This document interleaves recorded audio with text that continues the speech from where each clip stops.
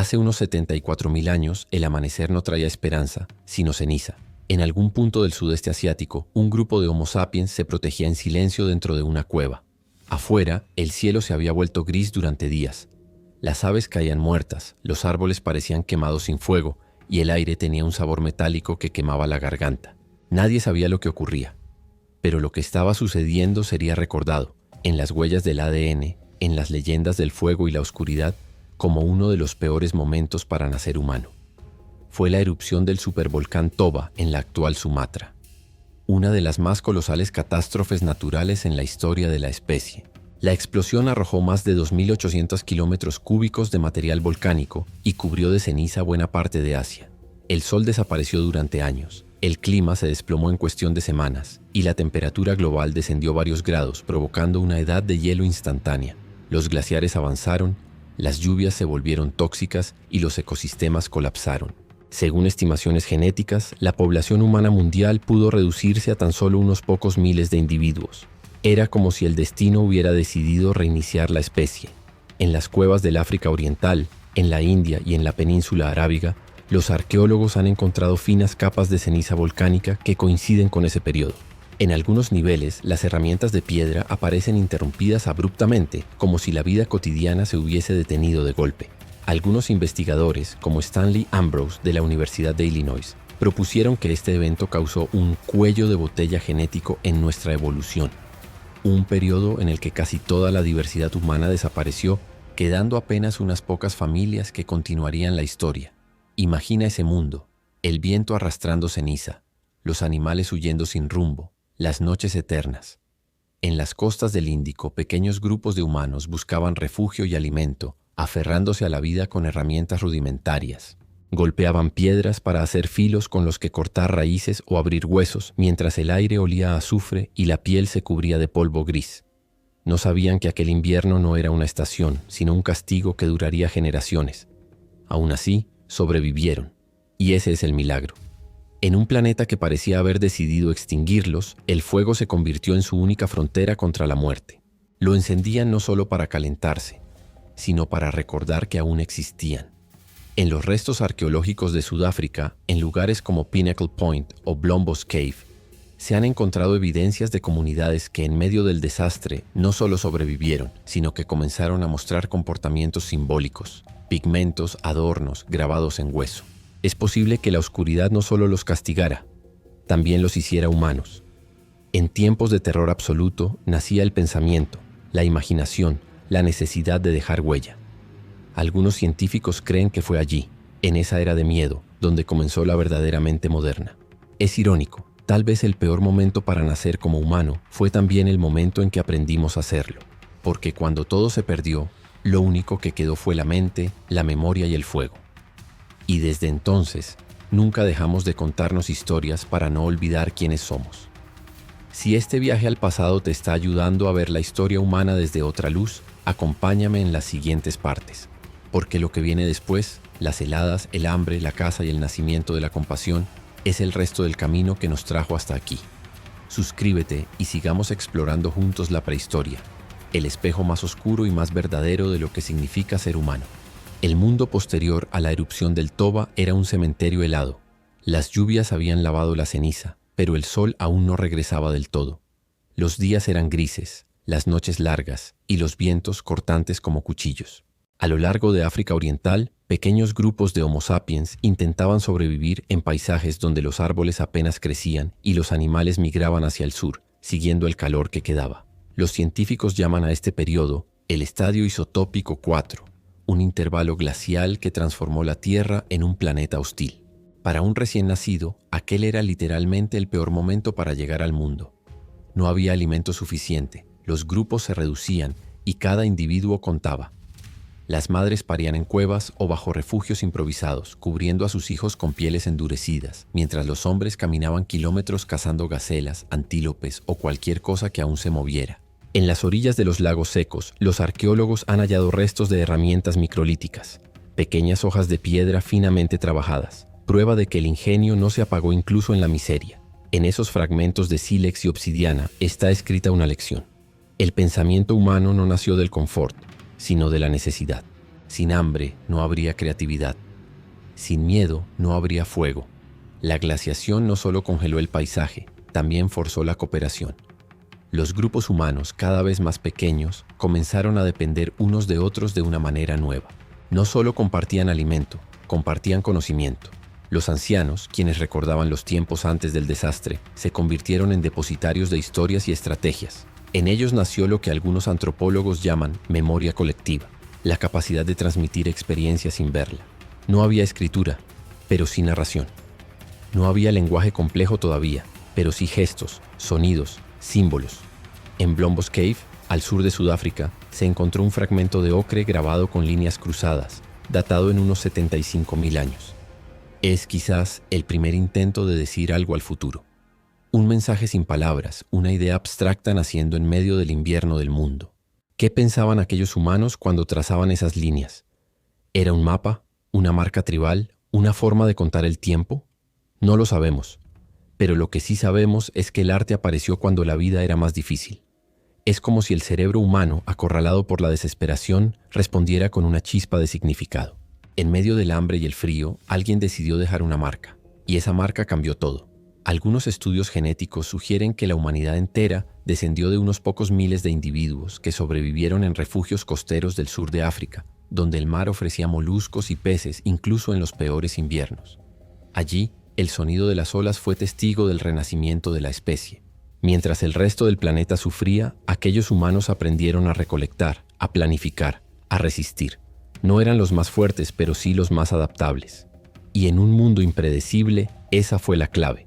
La selección natural no favoreció a los más feroces, sino a los más ingeniosos, a los que supieron cooperar, improvisar y cuidar de sus hijos cuando todo parecía perdido.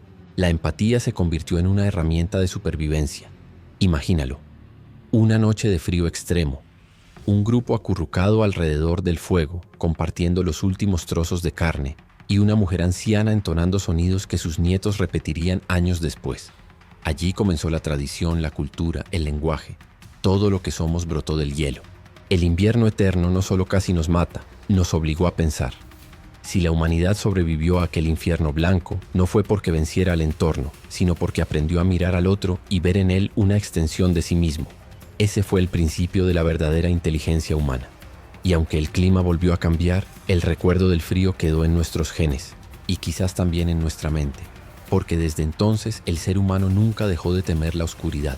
Si te apasiona descubrir cómo de ese miedo nació la mente moderna, quédate. En la próxima parte exploraremos cómo, entre las brasas de aquellas hogueras, surgieron las primeras señales de pensamiento simbólico y los primeros destellos de espiritualidad. La historia apenas comienza. Suscríbete y sigamos desenterrando juntos los orígenes de lo que nos hace humanos.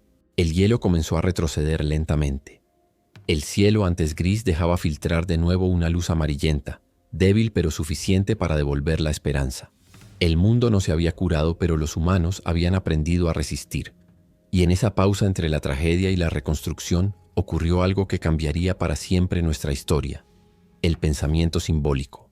Imaginen una cueva, quizá en el sur de África o en la región del actual Marruecos. En el interior, una mujer traza con ocre rojo unas líneas sobre una piedra plana. No lo hace para afilar una herramienta ni para marcar territorio. Lo hace porque siente que ese gesto significa algo. Tal vez es una señal, tal vez una historia, tal vez una plegaria. Nadie puede asegurarlo, pero allí, en ese trazo, nació el alma humana. Los hallazgos arqueológicos en lugares como Blombos Cave, Border Cave y Pinnacle Point revelan que hace entre 75.000 y 60.000 años, los Homo sapiens comenzaron a usar pigmentos, conchas perforadas y objetos decorativos. No eran meros adornos, eran símbolos, indicios de que la mente humana había cruzado una frontera invisible. Por primera vez no solo existíamos, sabíamos que existíamos. En el polvo rojizo del ocre, algunos científicos ven los primeros rituales, quizá relacionados con la sangre, la vida o la muerte. El rojo, ese color que asociamos con la pasión, la guerra y la divinidad, fue posiblemente el primer lenguaje visual. En cuevas africanas y luego europeas, el ocre acompañaba entierros y pinturas.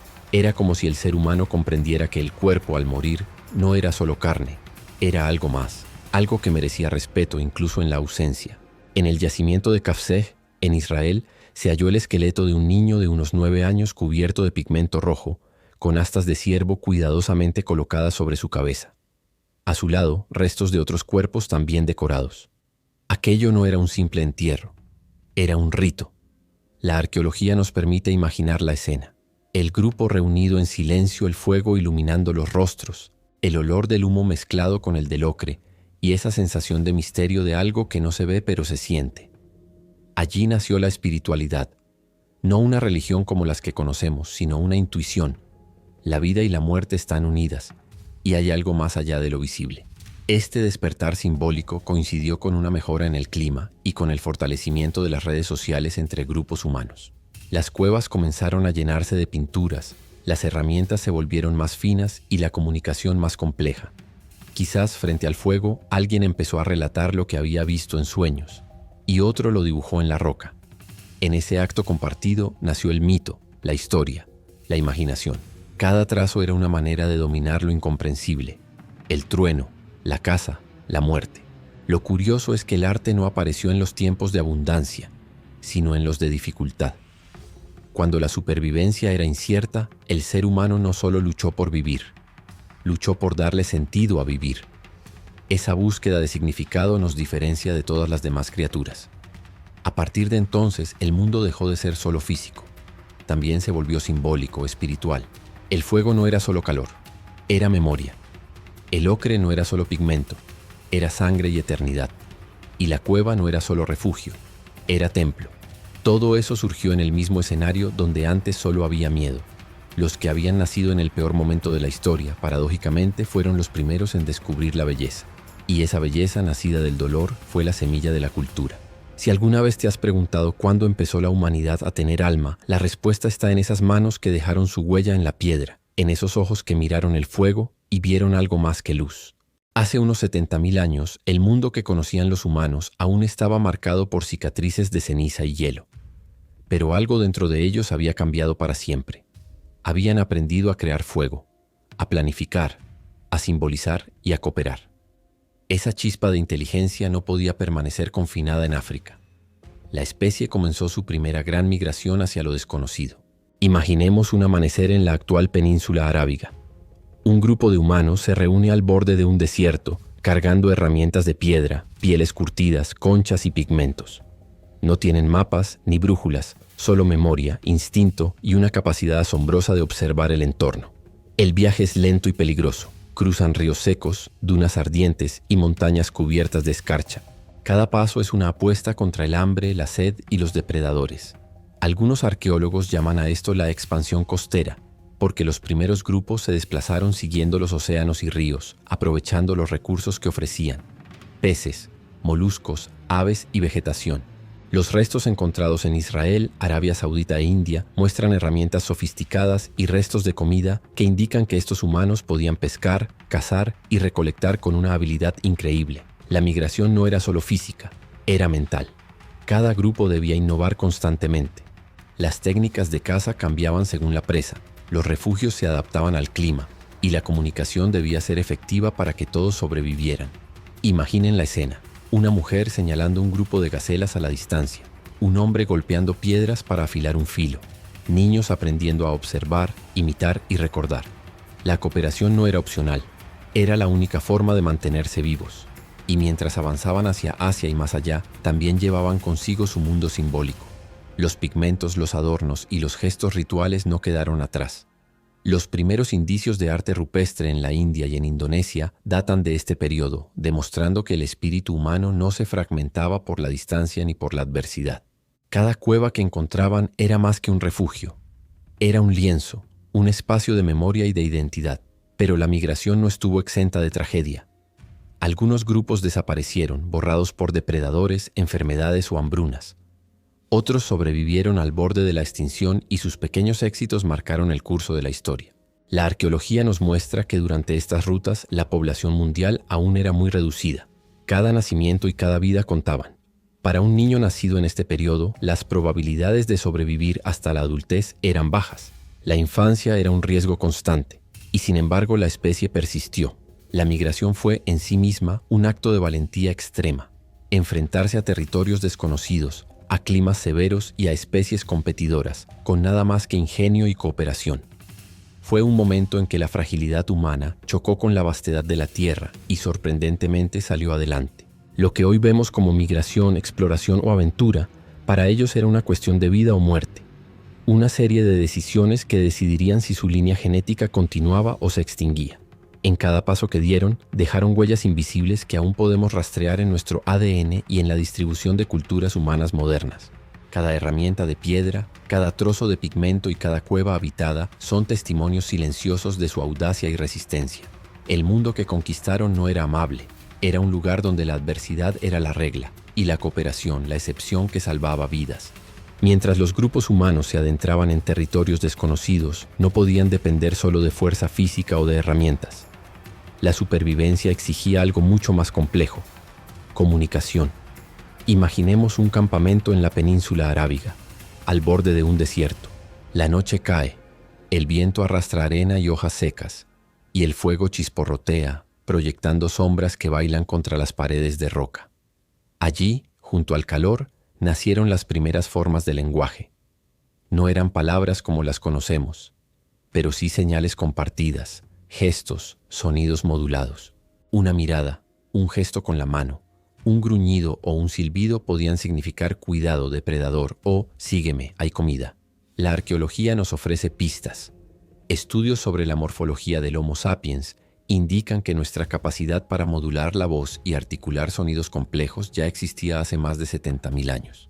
Es probable que, en medio de los riesgos constantes, el lenguaje se acelerara como una herramienta vital. Cada sonido, cada gesto, podía marcar la diferencia entre la vida y la muerte. Esta necesidad de coordinarse también impulsó la estructura social. Los grupos debían organizar cacerías, recolectar alimentos, cuidar a los niños y proteger a los ancianos. Las primeras jerarquías probablemente eran flexibles, basadas en la experiencia y la sabiduría, no en la fuerza bruta. Cada individuo tenía un rol. La cooperación no era una opción, sino una obligación evolutiva. Los hallazgos en cuevas como Classis River Mouth, en Sudáfrica, muestran restos de campamentos con zonas diferenciadas, áreas de cocina, de descanso y de herramientas. Incluso en aquellos tiempos, la distribución del espacio reflejaba planificación y colaboración. Ahora, imagina la escena. Un niño aprende a señalar, a imitar sonidos, a entender signos de alarma. Una mujer enseña a encender fuego o a preparar raíces comestibles. Los hombres coordinan cacerías para atrapar antílopes o gacelas jóvenes. Cada acto es un intercambio de información y aprendizaje. La cooperación y la comunicación evolucionaron de manera casi paralela a la supervivencia física. No solo se trataba de cazar o recolectar, se trataba de transmitir conocimiento, de cuidar al grupo, de asegurar que la historia del clan continuara. Y mientras estos humanos desarrollaban su lenguaje, también comenzaron a construir lazos afectivos más fuertes. La empatía se volvió un arma evolutiva. Quien cuidaba a los demás tenía más probabilidades de que su grupo sobreviviera, y con él, sus genes. La infancia dejó de ser solo una fase vulnerable. Se convirtió en un periodo crítico para aprender, imitar y socializar. La cooperación y la comunicación no surgieron por civilización ni por moral. Surgieron por necesidad, forzadas por los peores momentos de la historia. Cada palabra, cada gesto, cada símbolo creado alrededor del fuego era un acto de resistencia. Sobrevivir significaba entender al otro, confiar y coordinarse. Sin estas habilidades, los humanos simplemente no habrían prosperado. Incluso en un mundo que parecía decidido a borrarlos, la especie avanzaba moldeando no solo el cuerpo, sino también la mente. Y esa mente, entrenada por la adversidad, sería la que más tarde nos permitiría crear arte, rituales y cultura. Cada sonido en la oscuridad era un mensaje de esperanza. Estamos vivos, seguimos aquí, resistiremos. El mundo era un tablero implacable. Montañas nevadas, desiertos abrasadores, ríos que cambiaban de curso y depredadores hambrientos rodeaban a los primeros humanos. En esos tiempos, nacer era un acto de valentía por sí mismo, porque cada día era un desafío directo a la vida. Pero la especie no solo sobrevivió, aprendió a transformar la dificultad en ingenio. Imaginemos un amanecer en un valle africano. La nieve aún cubre los bordes de la tierra, pero un grupo se prepara para cazar. Las herramientas de piedra han evolucionado. Ya no son simples filos. Algunas están diseñadas para perforar, otras para cortar con precisión. Un hombre lanza una lanza, mientras otro distrae a un antílope. Cada movimiento es coordinado, cada gesto tiene un significado. Lo que hoy nos parece básico fue entonces revolucionario: planificar una cacería, asignar roles, prever movimientos de la presa y del entorno. Este es el momento en que la cooperación alcanza su máxima expresión. La supervivencia ya no depende solo de la fuerza, sino de la inteligencia compartida. La evidencia arqueológica respalda esta visión. En sitios como Katanga, en la actual República Democrática del Congo, se han encontrado puntas de pesca de hueso de más de 90.000 años, mostrando que los humanos ya pescaban sistemáticamente en ríos y lagos, y no solo con improvisación, sino con herramientas diseñadas específicamente para ello.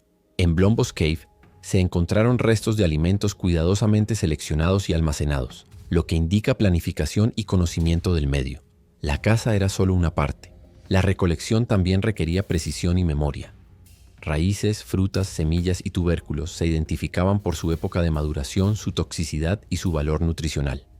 Los grupos más organizados sobrevivían mejor, los que recordaban los patrones de crecimiento, los lugares seguros y los recursos estacionales transmitían ese conocimiento a las nuevas generaciones. El aprendizaje era una cuestión de vida o muerte. En paralelo, los humanos comenzaron a crear estrategias defensivas. Se construían refugios improvisados, se aprovechaban cuevas y se mantenían vigilantes frente a depredadores. Incluso los niños aprendían a identificar rastros de animales y señales de peligro, habilidades que sin saberlo los preparaban para la vida adulta. Imaginemos la escena. Un grupo reunido alrededor del fuego, planificando la jornada, discutiendo cuál es el mejor lugar para tender trampas o qué recursos recolectar. Los sonidos del viento y del agua se mezclan con las instrucciones, las señales y los gestos. Cada decisión puede significar la diferencia entre la vida y la muerte. Y sin embargo, incluso en esta presión extrema surgieron destellos de creatividad, adornos de conchas, pigmentos, pequeñas esculturas de hueso o piedra. Mientras cazaban y recolectaban, los humanos seguían dejando marcas de sí mismos, recordándonos que la adversidad no apagó la necesidad de simbolizar y comunicar. Cada lanza lanzada, cada fruto recolectado, era un acto que requería coordinación, paciencia y planificación. La especie humana sobrevivió gracias a este delicado equilibrio entre fuerza, ingenio y cooperación. En un mundo donde nacer era enfrentarse a la muerte constantemente, el ingenio se convirtió en la herramienta más poderosa. Y este mismo ingenio, desarrollado en el frío y en la escasez, prepararía el camino para los primeros rituales, los primeros símbolos religiosos y los entierros intencionales que nos revelarían la otra dimensión de la humanidad, la conciencia de la vida y la muerte. Hace más de 70.000 años la muerte era omnipresente. Cada día un depredador podía devorar a un niño, un anciano podía sucumbir al hambre o al frío, un accidente podía borrar la vida sin aviso. Nacer en esos tiempos significaba estar en la línea de fuego de la existencia. Sin embargo, frente a la inevitabilidad de la muerte, los humanos comenzaron a hacer algo extraordinario: darle sentido. Imaginemos una cueva iluminada por un fuego que chisporrotea, proyectando sombras temblorosas en las paredes. Allí yace un cuerpo, cubierto con pigmento rojo, acompañado de conchas perforadas y herramientas cuidadosamente colocadas. Este no es un entierro casual, es un acto consciente, una ceremonia. En Kafsej, Israel y en Skul, hallazgos de esqueletos humanos muestran claramente que hace más de 100.000 años, nuestros antepasados decoraban a los muertos con pigmentos y objetos, posiblemente como ofrenda o recordatorio de la vida compartida. La arqueología sugiere que estos ritos no eran aislados, se repetían en distintos grupos, en distintos continentes. La humanidad empezaba a mirar la muerte no solo como fin, sino como transición, un fenómeno que merecía respeto y memoria. Lo fascinante es que en medio de un mundo implacable, los humanos desarrollaron empatía y simbolismo al mismo tiempo. Pintaban, adornaban, enterraban. Cada gesto tenía significado.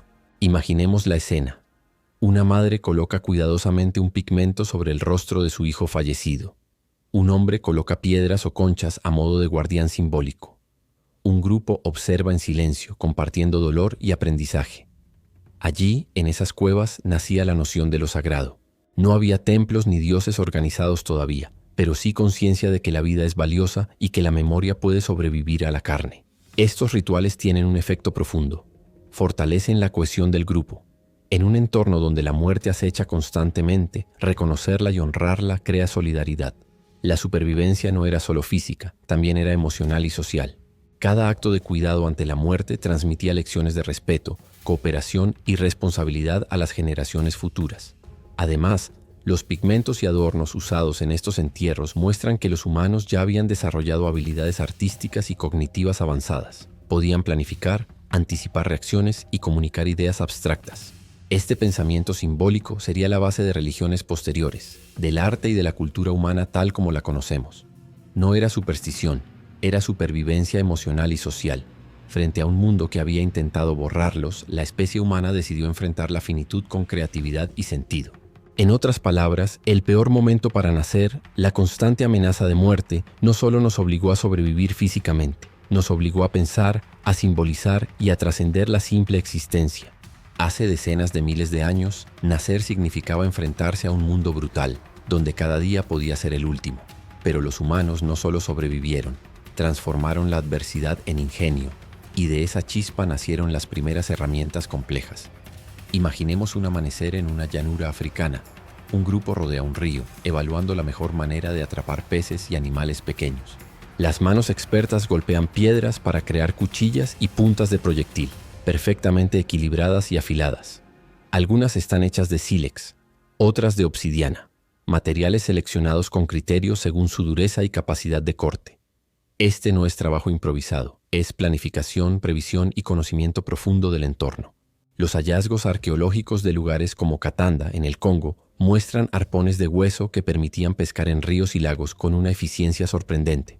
Cada instrumento representa no solo habilidad manual, sino también pensamiento abstracto. Se debe anticipar cómo se comportará el animal, cómo reaccionará el filo, cómo transportar y usar la herramienta sin perder eficacia.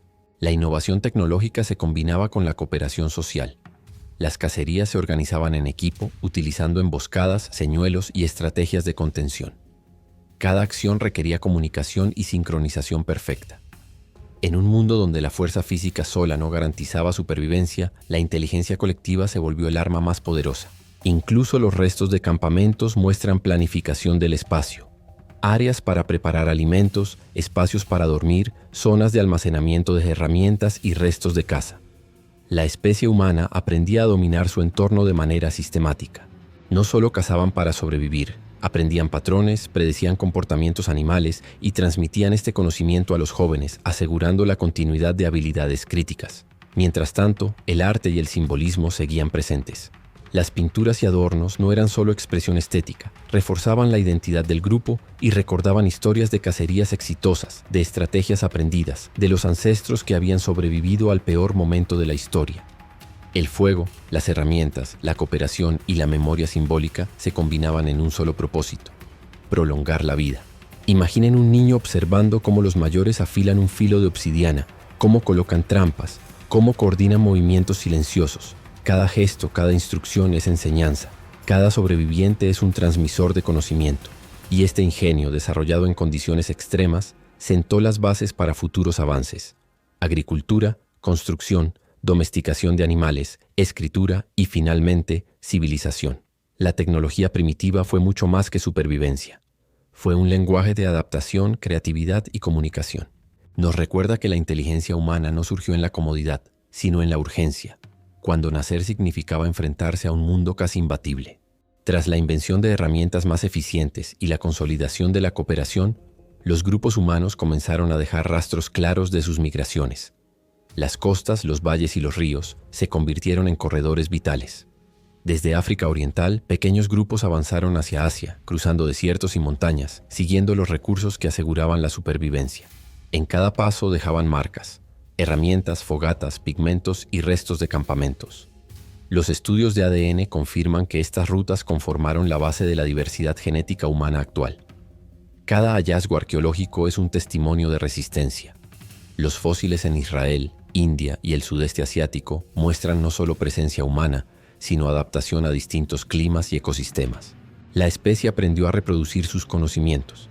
Los niños observaban, imitaban y recordaban, asegurando que la sabiduría acumulada no se perdiera. La expansión no fue sencilla. Muchos grupos desaparecieron. Otros se fusionaron. La lucha con depredadores y con la naturaleza fue constante. Pero cada superviviente llevaba consigo no solo genes, sino historias, símbolos y estrategias.